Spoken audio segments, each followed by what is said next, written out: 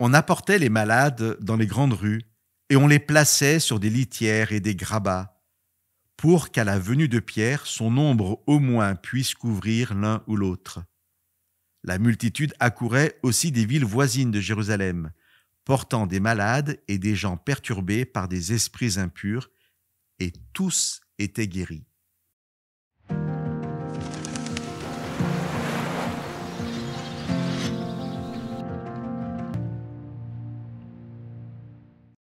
Le chapitre 5 continue de nous parler de tous ces gens du peuple qui mettaient leur foi en Jésus devant les signes et les prodiges qui s'accomplissaient par la main des apôtres. Nous pouvons être étonnés dans le passage d'aujourd'hui par l'aspect quasi magique du processus. Quand l'ombre de Pierre touche les malades, il se produit guérison et délivrance. Nous pouvons être étonnés, mais aussi envieux, si nous nous débattons nous-mêmes avec la souffrance. Dans ce temps dont parle le livre des Actes, où l'Église naît à peine, Dieu veut nous montrer avec force, à travers ces miracles, la puissance de vie qui résulte de la foi dans le Christ ressuscité.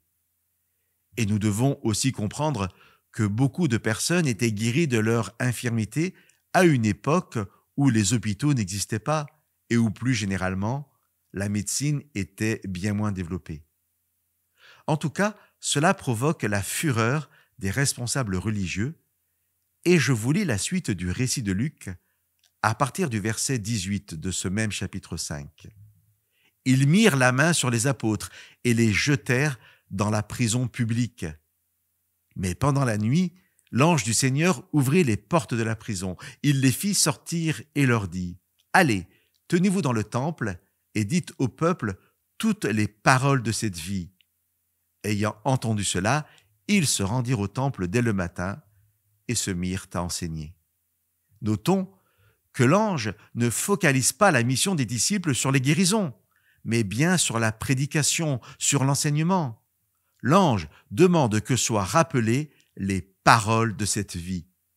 Comment comprendre cette expression ?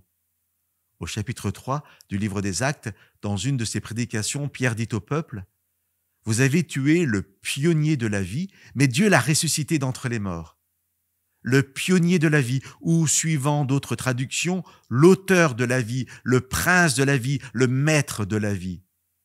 Jésus est ressuscité et veut nous offrir la vie éternelle, sa vie éternelle. Parce que c'est bien la résurrection de Jésus qui garantit notre propre résurrection et nous offre la vie pleine et entière. Jésus disait à ses disciples la vie en abondance. C'est la bonne nouvelle liée à cette résurrection qui est résumée dans la parole de l'ange qui libère les disciples de la prison.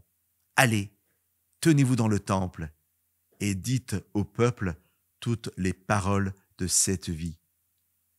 Chers amis, l'ange qui délivre n'envoie pas les apôtres guérir, il les envoie partager toutes les paroles qui racontent la vie en abondance disponible à travers la connaissance de Jésus-Christ, mort et ressuscité.